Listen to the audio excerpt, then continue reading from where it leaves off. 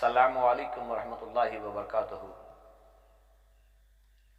مجھے اچھا بننا ہے، مجھے ایک اچھے اخلاق والا، ایک اچھا بہترین مسلمان بننا ہے تو سب سے پہلے ذہن کو پاک رکھنا ہے۔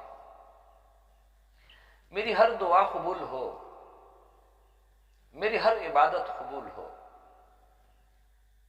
تو میرے بھائیوں، دلوں کے اندر اگر نفاق ہے تو اسے باہر نکالو، اگر کسی کا حسد ہے تو اسے باہر نکالو، اگر کسی کے لیے برے خیالات ہیں تو اسے باہر نکالو۔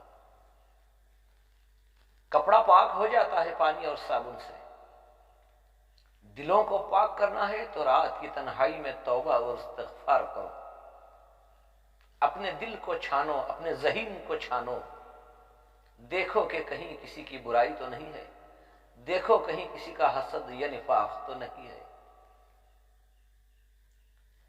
یاد رکھو، جو ہم اگر کسی کے لیے برا سوچ رہے ہیں تو یہ پلٹ کر ہمیں ملنے والا ہے یقیناً۔ اگر ہم نے کسی کے لیے حسد پال رکھا ہے یا نفاق ہمارے دلوں میں ہے تو یقیناً یاد رکھو یہ ہمارے ہی لیے پلٹ کر آئے گا اور ہماری دنیا اور آخرت کو تباہ و برباد کر کے چلا جائے گا۔ دنیا اور آخرت میں عزت چاہتے ہو تو سامنے والے کے بارے میں بھی اچھا سوچو، کرنے والی ذات تو اللہ کی ہے، بس ہمیں اچھا خیال کرنا ہے۔ نہ ہم کسی کا برا کر سکتے ہیں، نہ کسی کا ہم بھلا کر سکتے ہیں، سب کچھ اللہ سبحانہ و تعالیٰ کے اختیار میں ہے، بس ہماری سوچ اچھی ہو جائے، دوسروں کے بارے میں اچھا خیال ہو، دوسرے مسلمانوں کے لیے غائبانہ دعا کرو، دوسرے مسلمانوں کے بارے میں اچھے خیال رکھو۔ یہ ہمارا اچھے خیالوں کا رکھنا، لوگوں کے لیے دعاؤں کا کرنا، یہی ہے جو ہماری زندگی میں پلٹ کر خیر کے فیصلے اللہ کی طرف سے ہو سکتے ہیں۔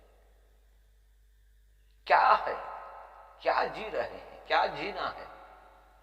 جینا نہیں، ہمیں تو مرنا ہے، اور مرنے کے لیے انسان جی رہا ہے۔